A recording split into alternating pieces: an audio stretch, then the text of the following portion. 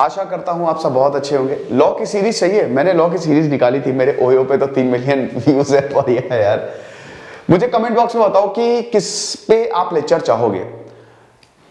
Law की series में निकालने वाला हूं कि आप क्या मेजर्स ले सकते हो, कोई अगर कुछ आरोप गलत हो गया या कुछ गलत एफआईआर हो गई तो मुझे आप कमेंट बॉक्स में बताओ।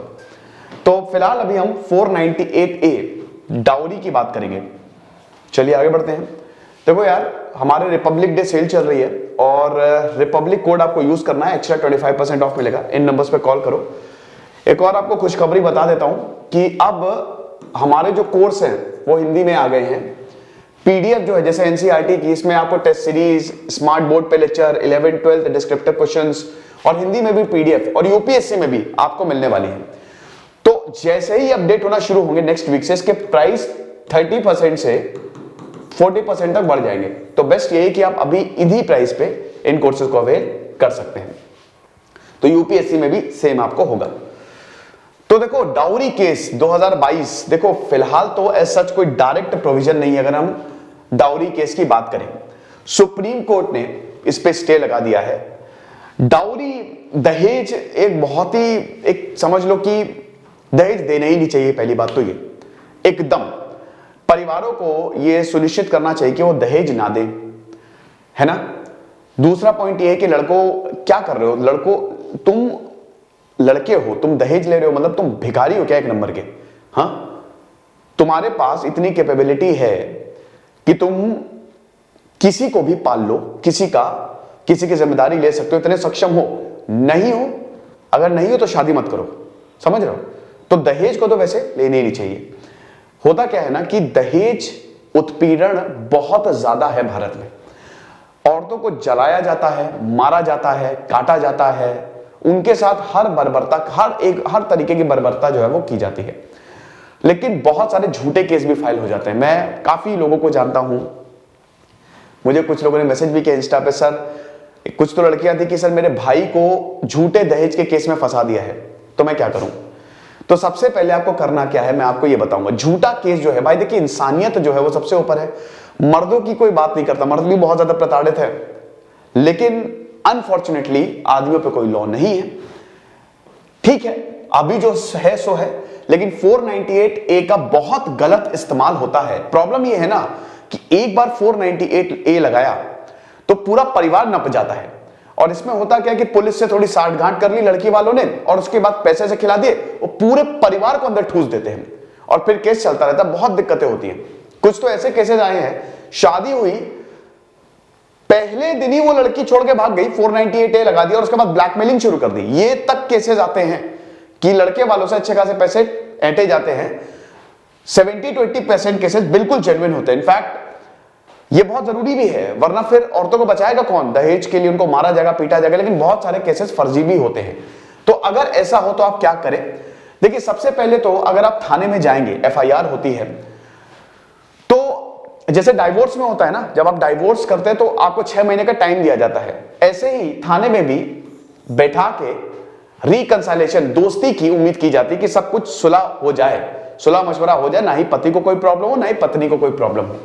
लेकिन अगर मान लो कि तब भी जो लड़की वाले हैं वो केस फाइल करते हैं, ज्यादातर कुछ तो पुलिस वाले होते हैं, उनको सुलगा देते हैं कि अरे अरे ऐसा करो कि केस फाइल करो, मजा आएगी, केस फाइल करो, केस फाइल करो।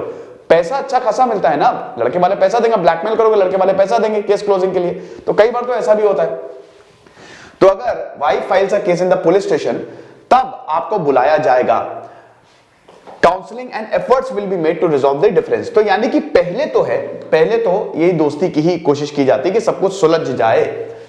लेकिन सेक्शन 498A होता क्या है, आईपीसी 1860 में Indian penal code IPC, then CrPC भी आया, सीपीसी भी होता है। आईपीसी में सजा हो के प्रावधान है, क्या जुर्म है कैसा, और क्रिमिनल प्रोसीजर कोड में किसी केस के प्रोसीजर क्या होते हैं। जैसे आईपीसी 498A क्या है, सजा क्या है, यह सब आईपीसी में लिखा है। लेकिन इसको इन्वेस्टिगेट कैसे करना है, इसकी प्रोसीडिंग्स कैसी होगी, वो सीआरपीसी में लिखा रहता है। वो मैंने बताया, लेक्चर लिए, difference between IPC, CrPC, CPC, आप देख लीजिएगा। तो आपको बता दूं कि 498A होता है दहेज प्रथा। मैंने बताया ना कि एक अभिशाप है, दहेज प्रथा जो है वो महिलाओं के लिए अभिशाप है। हजारों महिलाओं को दहेज की वेदी पर बलि देनी पड़ती है, बिल्कुल सही बात है, आज भी बहुत ज्यादा दिक्कतें होती हैं। तो अब औरतों के पास ये ताकत है कि अपने आप को वो बचा सके हस्बैंड से। अगर मान लीजिए कि पति जो है वो प्रताड़ित कर रहा है औरत को, तो वो 498A लगा सकती है।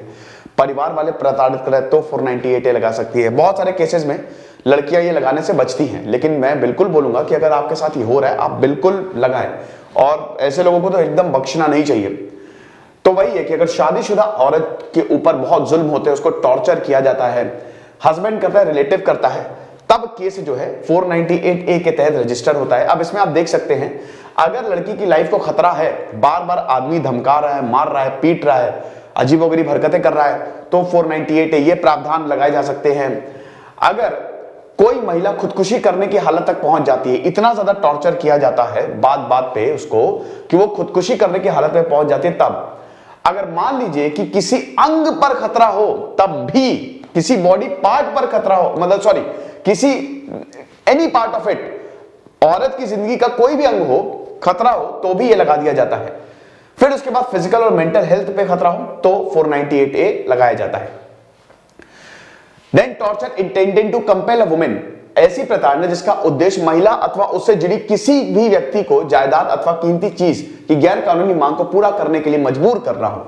पति ने बोला सोना चाहिए, पत्नी ने बोला पैसे है नहीं, मजबूर कर रहा, मार रहा, पीट रहा कि अपने बाप से सोना लेके आओ, पैसे लेके आओ अपने बाप से, तो भी 498A लगाया जाता है।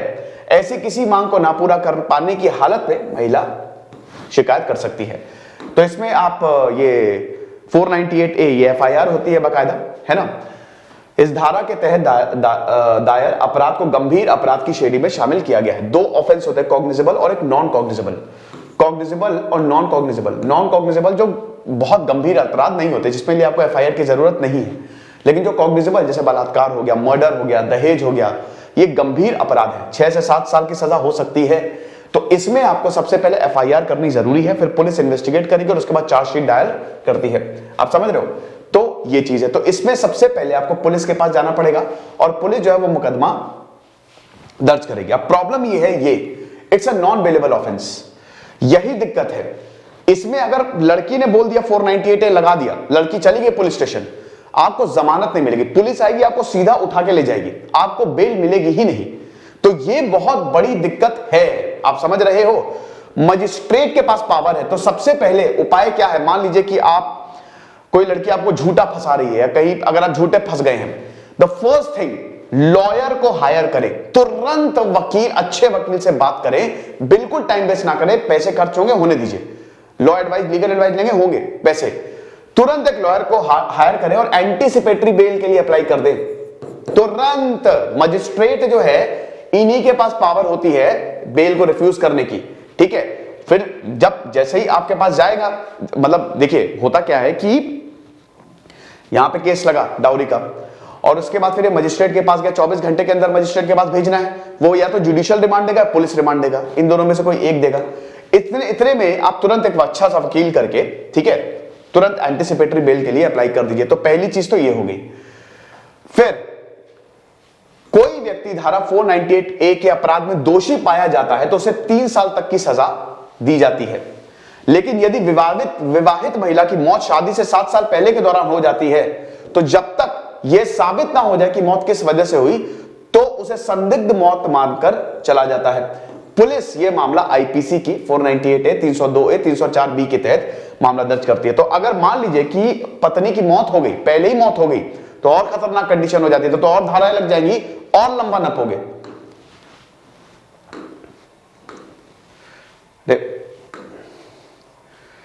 अब देखिए आप क्या कर सकते हैं, वही सबसे पहले तो इसमें ज्यादा उपाय है नहीं, अनफॉर्चुनेटली इसमें आप ज्यादा कुछ नहीं कर सकते। सबसे पहले तो आपको तुरंत बेल के लिए अप्लाई करना है, एंटीसिपेटरी बेल।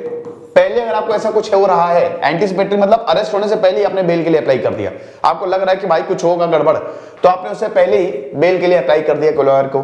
दूसरा पॉइंट ये कर सकते हैं, जो भी आपके पास रिकॉर्ड्स हैं, रिकॉर्डिंग होगा, टेक्स्ट मैसेज होगा, अगर आपको जानबूझ के फंसाया जा रहा है, वो सारी चीजें अपने पास रखें, वो रिकॉर्डिंग्स, वो टेक्स्ट मैसेज, जो जितने सबूत आप जुटा सकते हो, सीसीटीवी कैमरा है, कुछ भी है। अगर यह साबित हो जाए कि पत्नी झूठा मुकदमा आपके ऊपर दायर कर रही है तो दिक्कत हो जाएगी उसके ऊपर। तो आपको बचाव के लिए रिकॉर्डिंग्स, चैट, सब कुछ सुरक्षित रखना पड़ता है। मैक्सिमम केसेस में यह नहीं होता और इसीलिए पूरी की पूरी फैमिली नप जाती है। आप पुलिस में भी जाके ये बता सकते हैं, पुलिस भी अपना फालतू में टाइम वेस्ट नहीं करेगी। पुलिस को पता है कि हम इतनी मेहनत करेंगे, कुछ मिलना है नहीं, और बहुत सारे पुलिस वाले अच्छे भी होते हैं। तो आप पुलिस स्टेशन जाएंगे ना, वहां पे बताएंगे तो पहले एफआईआर लिखने से मना कर देंगे। आप समझ रहे हो कि इतना सारी चीजें जब लेके जाओगे ना, तो क्योंकि भाई बहुत मेहनत है उनकी भी एक तरीके से, कि पूरा एफआईआर, उसके बाद फिर इन्वेस्टिगेशन, सब फलाना ढमाका, बहुत दिक्कत है।